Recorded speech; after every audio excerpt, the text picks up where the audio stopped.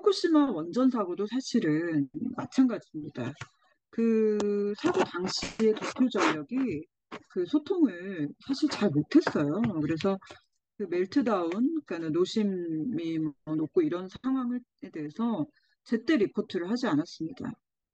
숨기려고 했던 것도 있는지 모르겠는데 사실은 이때 굉장히 그 우왕좌왕했거든요. 이거는 나중에 이제 그 일본 언론이 뭐 이렇게 정리 기사를 쓰면서 밝혀졌던 부분이기도 한데요.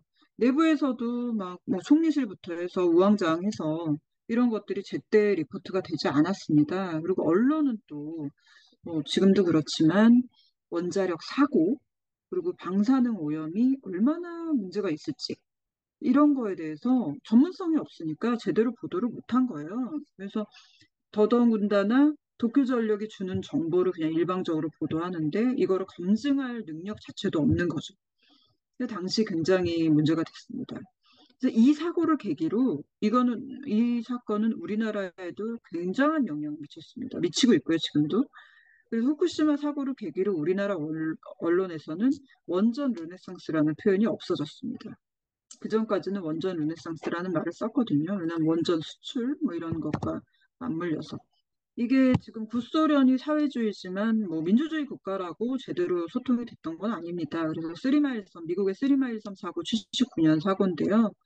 이때 그 현장에 있던 기자들 회고를 보면은 유출이 됐는데 이제 유출이 뭐 되니까 미국은 뭐 이렇게 보도를 막고 이런 건 없어서 막 타 지역에서도 기자들이 다 간 거예요, 현장 보도를 하러. 뭐 이게 굉장히 뭐 핫한 뉴스가 됐으니까.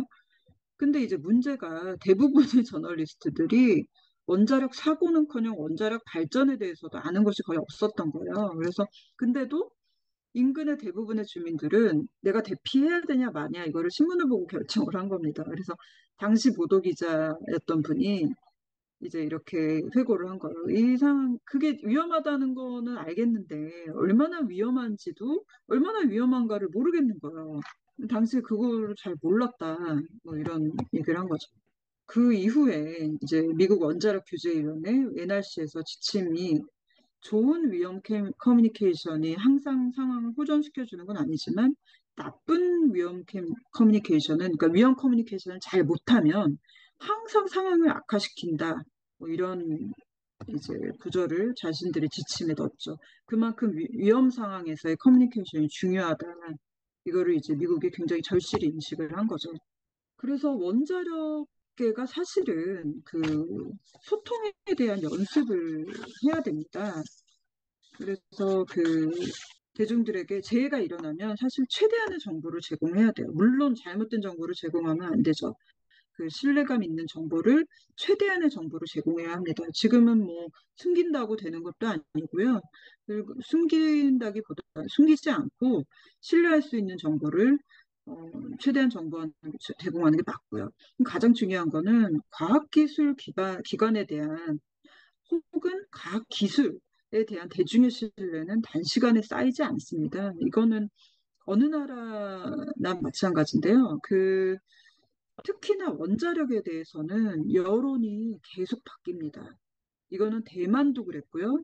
이탈리아도 그랬고, 지금 이제 탈원전을 한 독일의 경우도 그렇습니다. 특히 원자력에 대해서는 여론이 계속 바뀌어요. 근데 이거를 여론의 추이를 잘 보면서 그거를 거기다 또 문제가 뭐냐면 원자력에 대한 여론은 그러니까 목소리를 내는 사람이 막 탈원전을 외치는 사람이 많으니까 마치 탈원전이 우세한 것 같은데 여론조사를 해보면 막상 원자력 발전 자체에 대해서는 우호적인 경우가 많습니다. 이거는 다른 나라도 마찬가지였어요. 심지어 대만도 탈원전을 결정을 하자 그 우호적인 사람들이 그때야 내가 언제 나는 찬성하지 않았다. 이런 게 많았거든요. 그런 것처럼 사실 이 원자력 소통은 그런 면에서 난점이 많습니다. 그렇다면 우리가 원자력 발전에 좀 우호적인 입장을 가진 대중의 입장에서는 이거를 어떻게 봐야 되냐? 어, 일단 내가 원자력에 대해서 충분히 평소에 조금 찾아보고 공부도 해보고 이렇게 또 강의도 들어보시고 그런 다음에 자신의 생각을 정리하는 게 필요합니다. 평소에. 그리고 이 목소리를 좀 내시는 게 중요해요. 왜냐하면 지금 탈원전 목소리를 내는 분들은 옛날부터 너무 많으시고 이게 체계가 잡혀 있거든요. 근데 이제 원전에 대해서 우호적인 목소리, 그리고 또 어쨌든 뭐 원전 자체는 지금 제일 가장 현존하는 것 중에 효율적이다. 이렇게 생각하시는 분들은 목소리를 좀 내실 필요가 있습니다. 위험 커뮤니케이션의 예 중에 하나가 코로나19 당시에는 이제 아까 말씀드린 대로 사전에 좀 확진자 수, 뭐 이런 상황, 뭐 백신 어디서 맞나, 뭐 이런 거를 제공을 하면서 많이 이제 좋아졌고요. 또 루머 차단하는 장치를 마련을 해서 유튜브 같은 데서 코로나19에 대해서 뭐 이렇게 어떻게 쓰는 거 이런 거 막았잖아요. 그래서 루머가 어느 정도는 사전에 좀 걸러냈던 측면이 있습니다. 걸러졌던. 그리고 가장 좋았던 거 하나는 사실은 그 당시 질병관리본부였는데 정은경 질병관리청장이 메일 브리핑을 했잖아요. 이거는 사실 국민들한테 코로나에 대해서 안심하게 되고 그런 역할을 굉장히 했다고 봅니다. 해외에서도 그렇게 평가를 하고요. 이렇게 매일 어떤 상황에 대해 브리핑을 하니까 국민들이 안심을 할 수 있었거든요. 아, 뭐 오늘은 이 정도구나. 그래, 앞으로도 이 정도겠다라는 예상이 가능했고요. 원자력계가 하여튼 소통 연습이 굉장히 필요합니다. 그래서 무엇보다 전문가분들은 그 언론계와 인터뷰할 때, 또 대중 스피치를 하실 때 불필요한 오해가 생기지 않도록 주의해야 합니다. 소통 방법을 교육을 받으셔야 돼요. 이거는 외국에서도 위험 커뮤니케이션 하시는 분들이 모든 원자력뿐 아니라 사실은 모든 과학기술 전문가들한테 강조하는 부분입니다. 왜냐하면 과학 전문가분들은 연구실에서 뭐 연구실 내부의 소통에 좀 중점을 하셨던 적이 많으셔서 사실은 그 어떤 이렇게 유연하게 대답하시고 이런 분들이 좀 약하세요. 이번에 그 웨이드 교수님, 옥스퍼드 영국에서 오신 웨이드 교수님 발언이 좀 논란이 됐죠. 그래서 웨이드 교수님 발언을 예를 들어서 보면은 이 교수님이 이렇게 말씀하셨죠. 나는 충분히 정화되어 있는 후쿠시마 오염수는 당장 1리터라도 마실 수 있다. 이런 말씀을 하셨습니다. 그래서 이게 이제 문제가 됐죠. 그래서 그 다음 주에 5월 얼마 전이었죠. 국회에서 과학기술정보방송통신위원회 이 과방위 전체 회의가 열렸습니다. 저는 이걸 처음부터 봤는데요. 처음부터 지켜봤는데 원자력계 그 소통 수준을 굉장히 잘 보여주는 자리였습니다. 이 굉장히 안타까웠고요. 과방위 전체 회의에서 이제 증인으로 소환돼서 증언을 하신 건데 이런 데에서는 사실 발언을 극도로 조시 잘 하셔야 돼요. 이 자리는 국민들 한 분 한 분한테 국민들한테 사실 정보를 제공하는 자리지 국회의원 한 명의 질문에 단순히 답을 하는 자리가 아니거든요. 보셨는지 모르겠는데 굉장히 안타까웠던 게 당연히 이제 민주당 의원들은 여러 가지 질문을 했죠. 근데 자칫하면 정치적인 논쟁에 휘말릴 수 있거든요. 그래서 신중하게 대답을 하셨어야 합니다. 이거는 뭐 민주당뿐만 아니라 이게 당 입장이 바뀌면 국민의힘도 마찬가지입니다. 이제 정치적인 의도를 갖고 물어볼 수 있죠. 그래서 이제 대답하는 태도나 뭐 이런 게 연습이나 전략이 필요합니다. 그래서 사실 이 자리에서 이날에 사실 굉장히 그 뜨거운 감자는 한상혁 그 방송통신 방통위 이분이었는데 주한규 교수님이 어, 예상치 않게 주한규 이제 원자력 발전 연구원장님이 그 굉장히 그 주목을 받으셨어요. 좀 안타까웠는데 저는 이제 주한규 선생님이 굉장히 뭐 학식이나 이런 부분은 뭐 존경을 합니다. 학문적 태도나 이런 부분.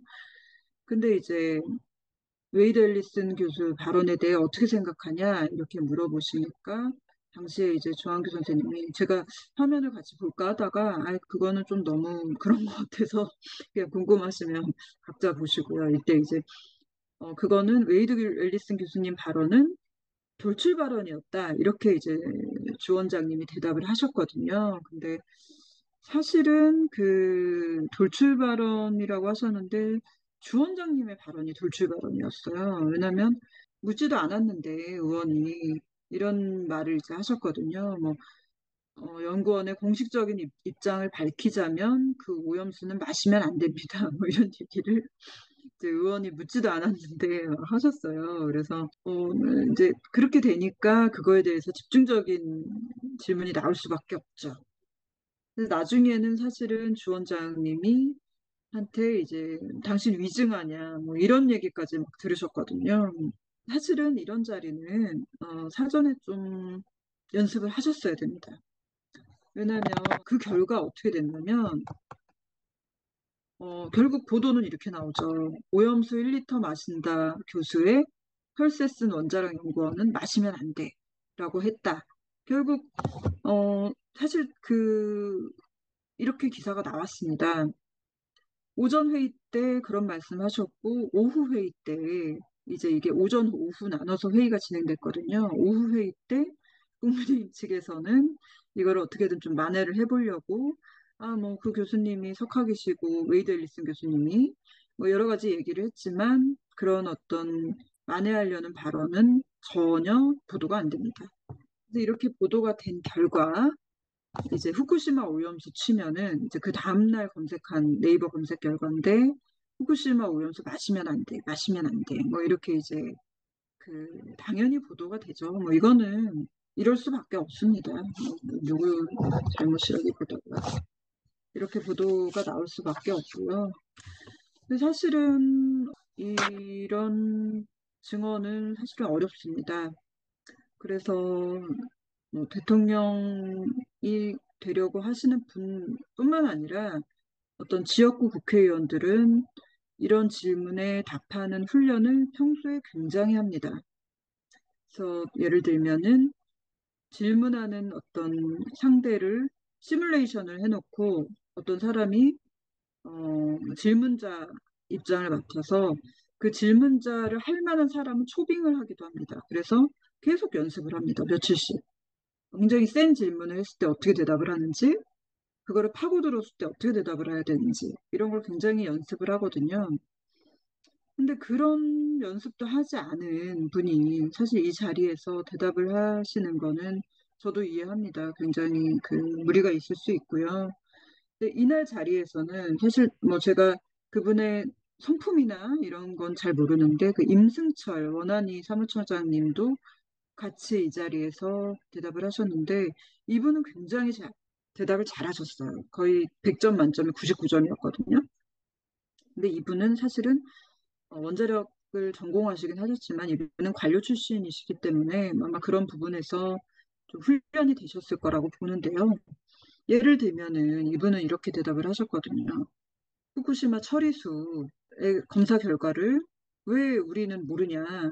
우리가 지금 왜 알 수 없냐? 이렇게 물어보니까 민주당 의원이 이분이 그거는 IAEA와 공식 발표 전까지는 비밀 서약을 하기로 했다. 이러면서 어떤 구체적인 사례를 서류에 사인을 어떤 서류에 사인했는지 뭐 그리고 그런 거를 굉장히 잘 대답을 하셨어요. 자칫 어떤 굉장히 좀 논란이 될 수 있는 부분이었는데 그러니까는 이분이 이제 그런 거를 굉장히 잘 대답을 하니까 민주당 측에서도 이분한테는 나중에는 대답을 뭐 질문해봤자 이분이 크게 흔들리지 않을 거라는 걸 아니까 이제 주한규 선생님한테 다 질문을 많이 하셨죠.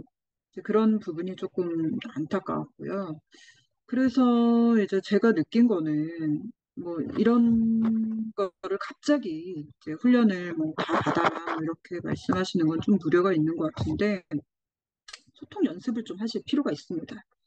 그래서 예를 들면은 일단은 어떤 용어 문제부터 오염수냐 처리수냐 이런 것도 이 단어 사용 자체 하나가 굉장히 정치적이거든요. 그래서 미국과 IAEA는 오염수가 아니라 처리수로 표기를 합니다.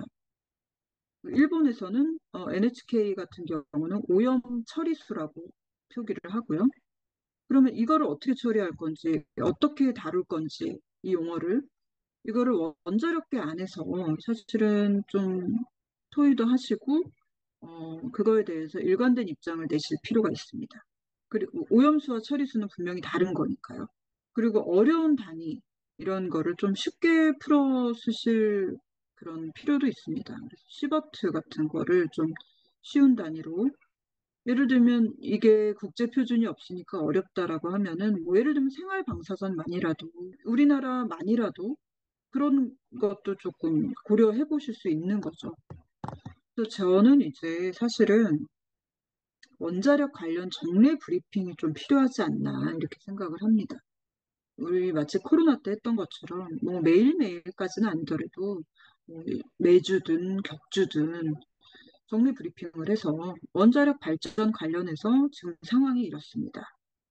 그리고 후쿠시마 배출수 관련 상황도 지금 뭐 정부는 이런 절차를 하고 있습니다. 이런 상황을 특별한 이슈가 없어도 국민들한테 공개를 하는 거죠. 예를 들면은 뭐 지금 무슨 원전은 언제 이런 상황이고, 뭐 이 원전에서는 이번 주에는 이런 이슈가 있었는데 이런 과정을 거쳐서 절차를 밟아 잘 처리됐습니다. 이런 설명을 하면은 일단은 브리핑 하시는 분이 원자력 소통 연습이 될 수가 있어요. 기자들과 이제 문답을 하면서, 그리고 언론도 공부가 될 수 있어요. 이런 상황에서는 뭐 의례적으로 이렇게 처리하는구나. 규칙이 이렇구나.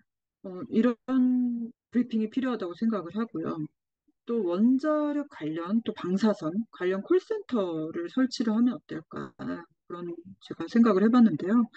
예를 들면 서울시 다산 콜센터를 설치하고 나서 그 서울시 행정 그 민원에 대한 만족도가 많이 올라갔거든요. 뭐 이상한 전화가 좀 온다고 뭐 그런 것도 그런 어떤 약간의 부작용도 있지만 일단 그 많은 시민들이 서울시에서 하는 많은 서비스에 대해서 쉽게 알 수 있게 된 거 굉장히 크거든요. 그래서 이런 콜센터도 설치하는 게 어떠냐. 이게 정부 차원에서 하는 게 우선이지만 그럴 수 없다면 또 시민단체에서 그 정부의 예산을 요청해서 하는 차원도 있을 수가 있다고 생각합니다. 그리고 이제 또 중요한 게 생활방사선 관련해서는 원자력계와 의료계의 합의가 필요합니다. 논의와 합의, 논의를 거쳐야겠죠. 뭐 CT 촬영 몇 번 받으면 위험하냐, 뭐 이런 거에 대해서도 지금 사실은 논란이 조금 있잖아요. 그래서 몇 번까지는 안전하다, 적어도 이런 거에 대해서 조금 표준화된 가이드가 있어서 그런 거를 즉각즉각 안내할 수 있게 하면 좋을 것 같습니다.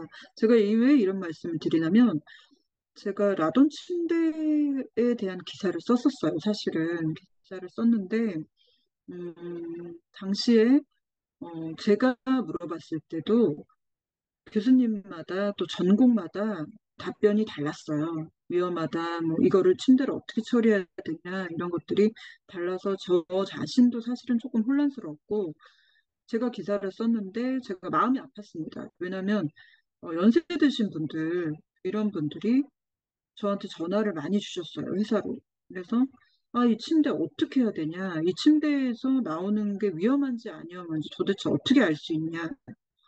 그래서 당시 이제 이런 거를 처리하는 그 센터가 있어서, 뭐 조금 그 역할을 조금 하는 센터가 있어서 제가 안내를 드리긴 했는데, 시민단체. 근데 그쪽도 한계가 있는 거죠. 그래서 이분들은 계속 불안해하시고 전화도 안 된다. 그래서 그때 사실은 굉장히 좀 제가 마음이 아파서 내가 이런 기사를 괜히 썼나 싶기도 하고 어, 좀 여러 생각을 했던 경험이 있습니다. 그래서 또 반대로 이제 일반인 분들 원자력에 대해 좀 알고 싶은 분들은 그러니까 이제 평소에 이런 거에 대해서 좀 숙지를 해놓으시면 어떨까 이런 강의도 많이 들으시고 그런 생각을 해봤습니다. 네, 과학은 광기와 미신에 대한 최고의 해독제다. 애덤 스미스 말인데요.